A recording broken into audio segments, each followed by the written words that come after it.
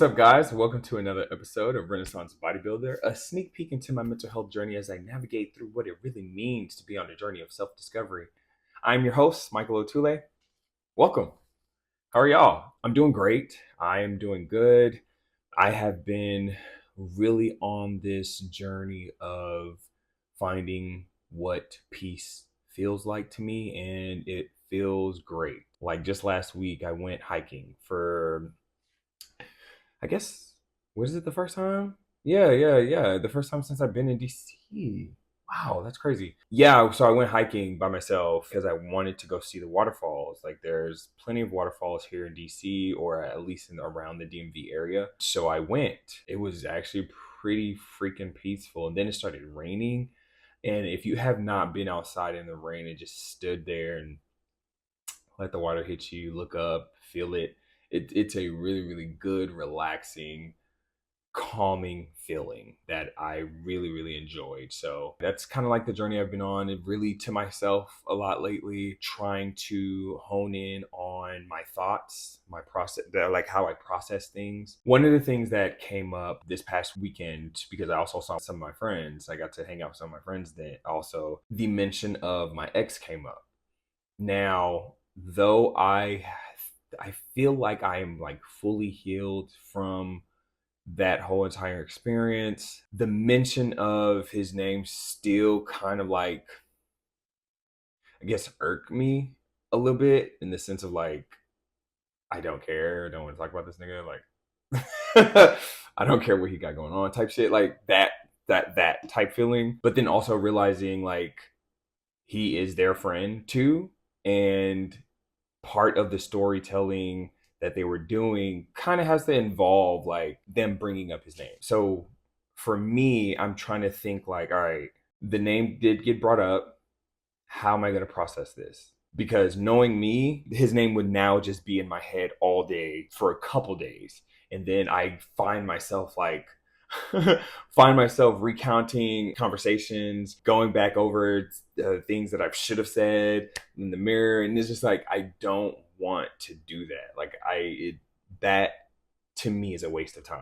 But talking to my therapist, that is, I guess, a form of processing it all out.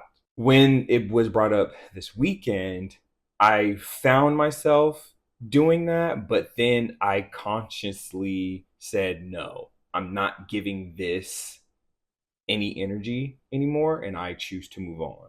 So that's kind of like when I say processing, my like the different type of processing that I'm doing is that type of process. I'm working on how I process information.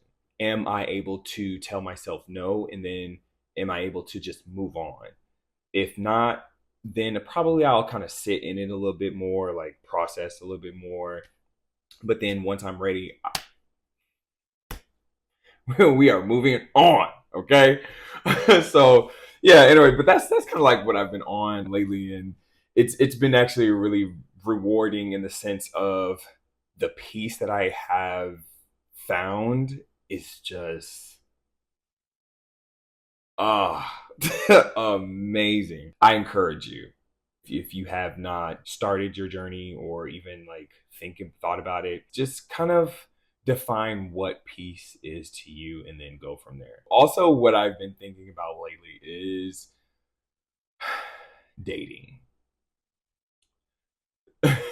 So as I am dating, I kind of think about, well, I do think about the person that I do want to start dating and eventually be with. And then I also think like, if that's what I'm seeking, then I should be it too. For example, I want somebody passionate. I want somebody passionate about their hobbies, passionate about personal projects they have going. I also want somebody dedicated, somebody who is hardworking, someone who knows how to relax, but then also knows how to like get shit done. I'm also looking for somebody who is curious, not curious in the sense of like, oh, who's on your phone? Who are you texting? Da, da, da.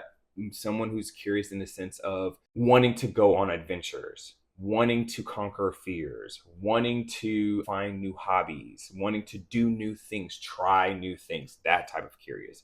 So if this is the traits that I'm looking for while dating, then I should also bring something to the table and or bring those traits to the table too. That's what I've been working on as well too, as I am on this journey of peace as well. Another thing that I want to talk about is as I am building content, making content for social media, making content for my podcast, when I'm doing like market research, I'm seeing like who my content is really targeting. I then have the thought of not everybody is my audience.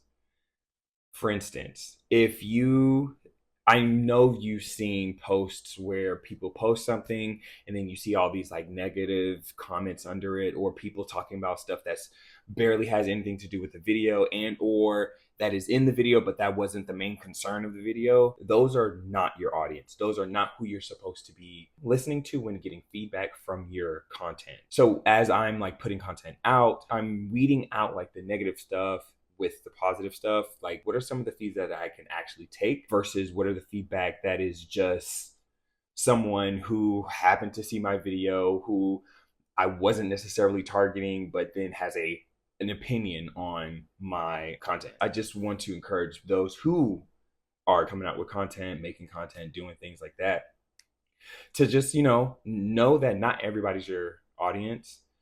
Find your audience, keep those people, listen to those people. Those are the people that you want feedback from. Stay in the lane that you are in and do what works for you. As I am also researching different ways to put out content or like how people are doing their videos, I'm just like, should I do that? Should I, should I have a camera set up when I wake up in the morning and didn't do the whole time thing because I see it's working for everybody else?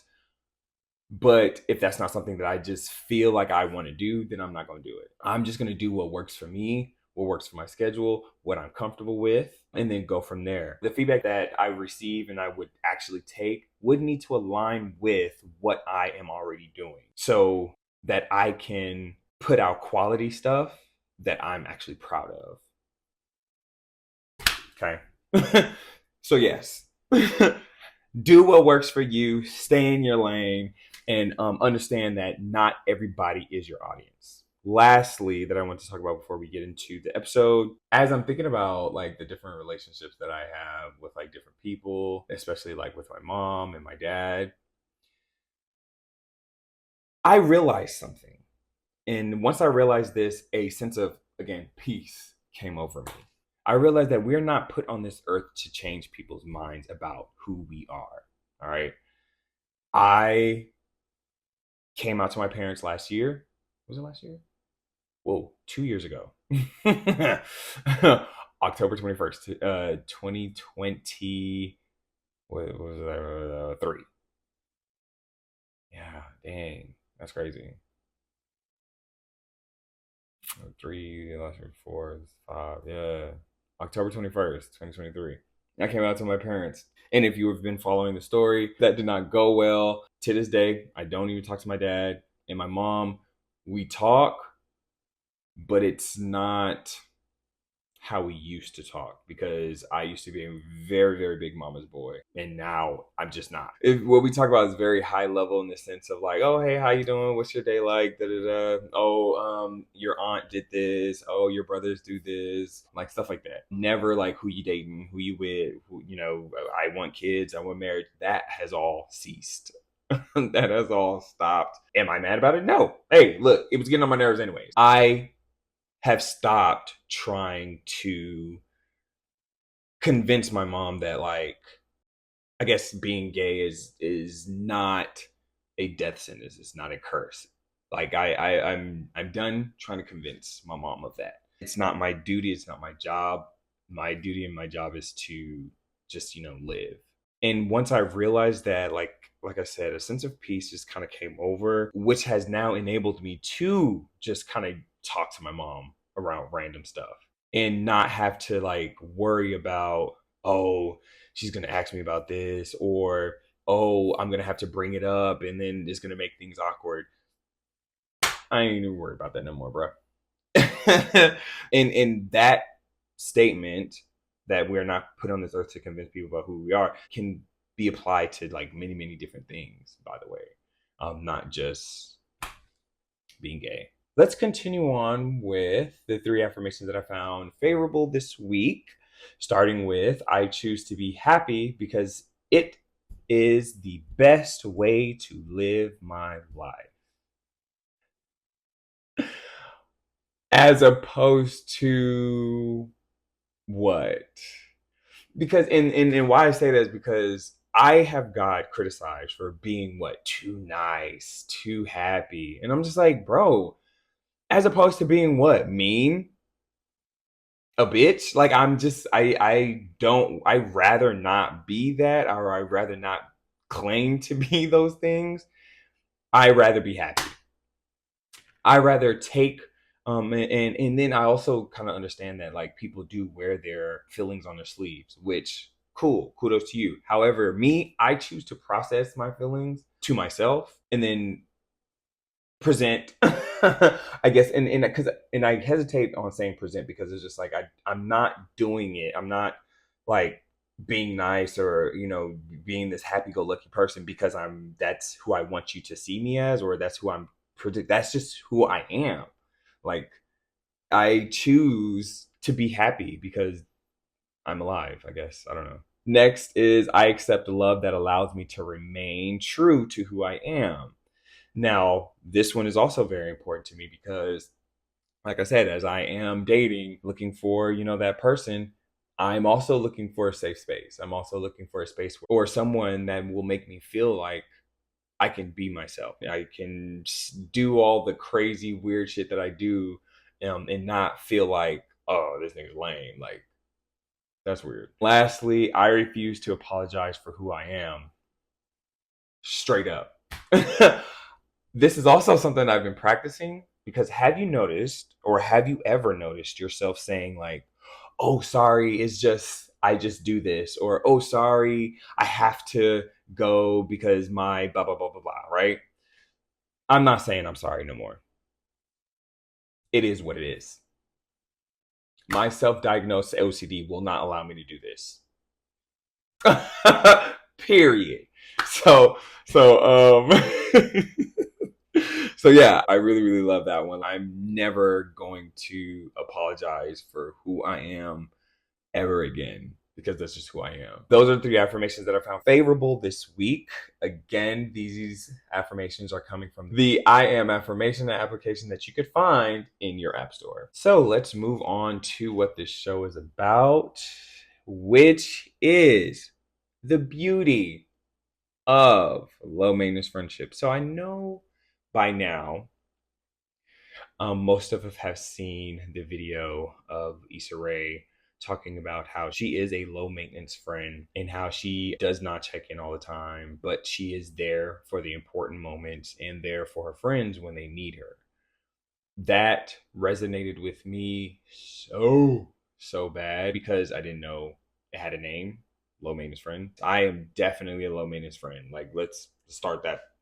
Let's get that out first. I am definitely a low maintenance friend. I also feel that I oftentimes feel guilty for being a low maintenance friend. Like, man, I don't check in enough on some of my friends, or I feel like I'm missing out on like maybe even like prime moments just because of something that I got going on, something that I needed to go to first, or whatever the case may be. But realizing and understanding what a low maintenance friendship looks like and what that is helped me understand like, nah, I'm good.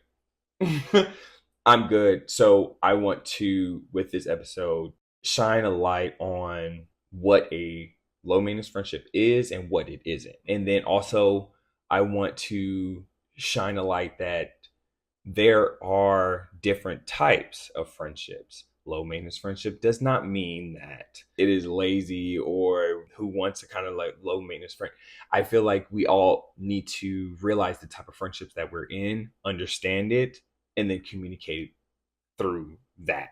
I'm going to walk through some talking points, some of my notes that I have gone through. Of course, all sources will be in the show notes. So let's begin.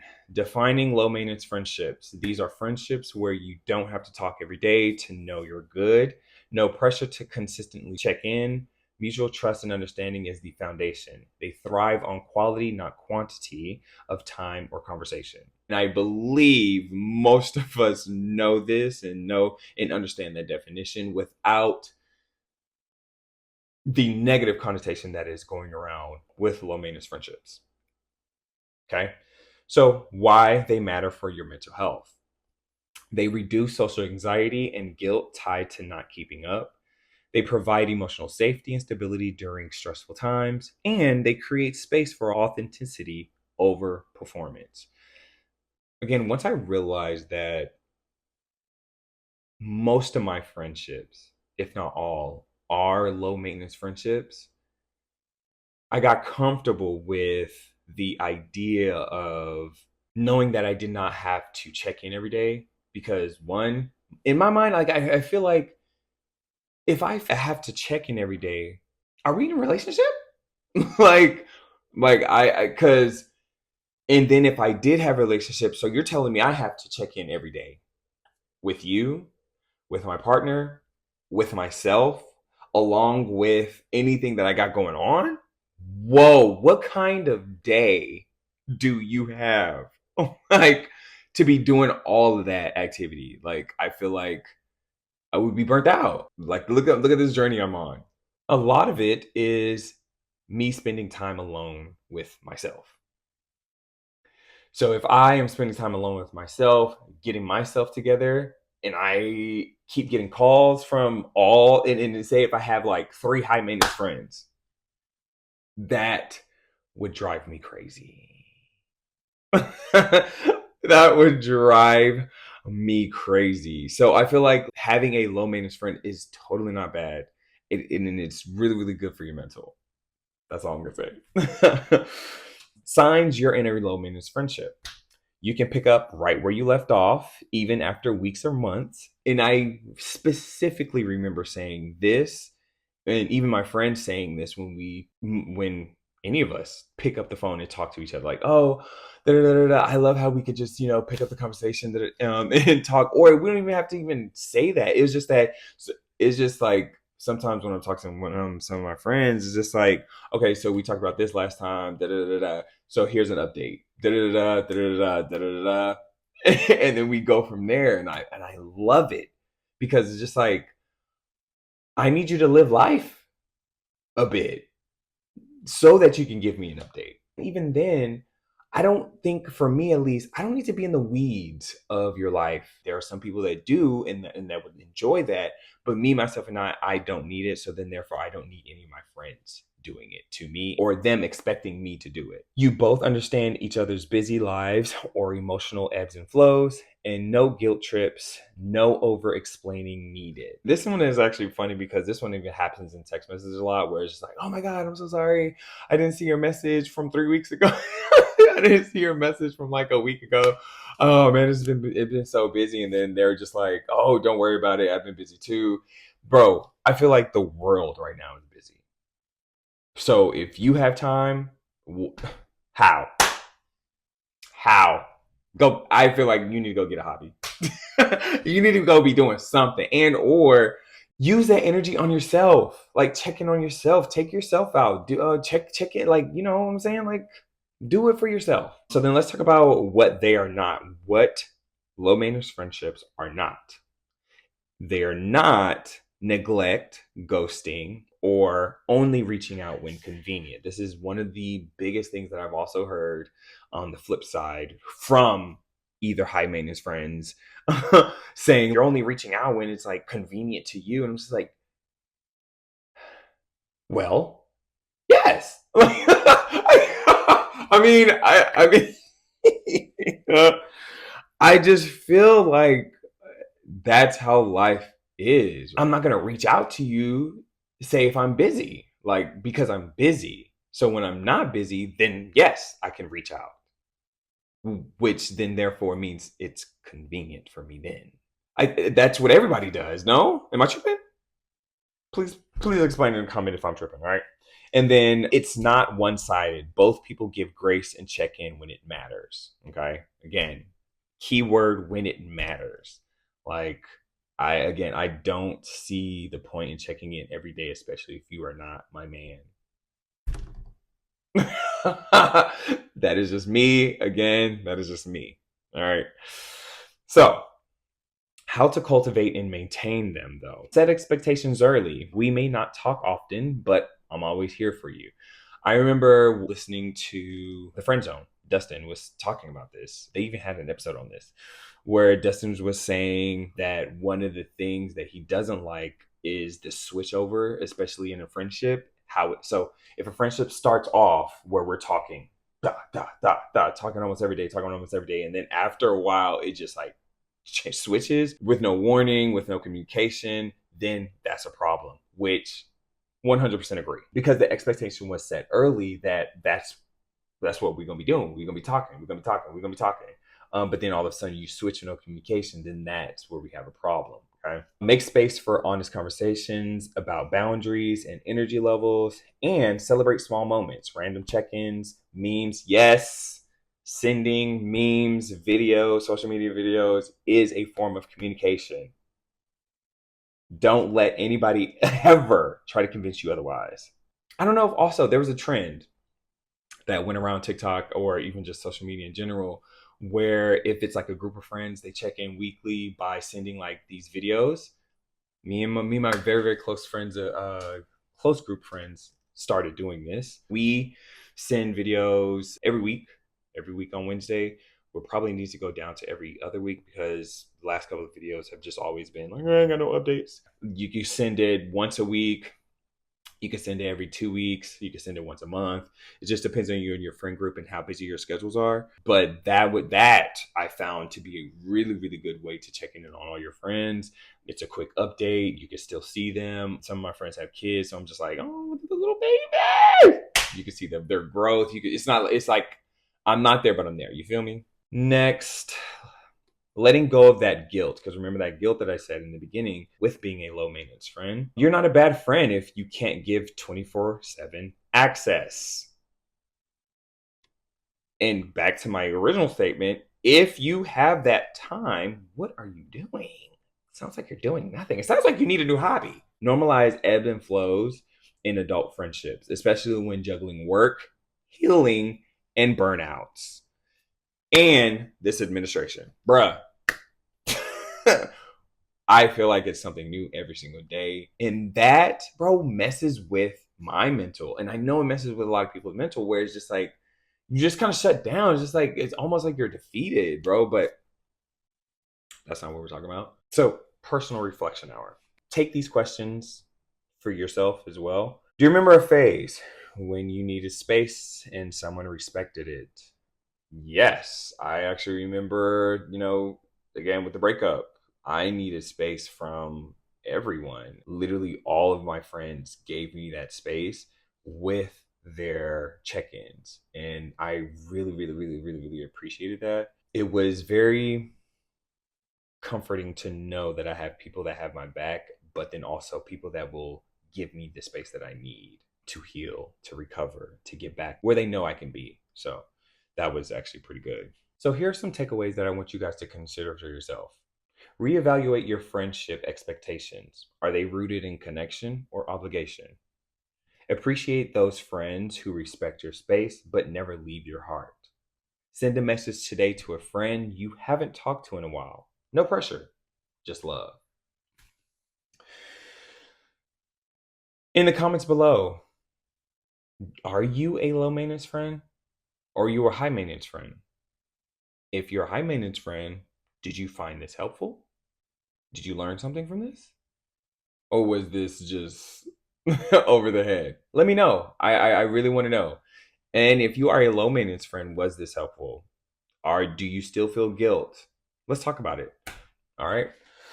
That is the episode, y'all. Thank you so much again for listening. Please, guys, please comment, like, subscribe, and share this video so that I can really, really, pop off like I know I can. Also, I wanted to remind you guys that I did start putting out YouTube shorts. So go check those out. Most of it is just me and my thoughts, and I want to use the YouTube platform to kind of do that. So check those out. Let me know. All right, guys.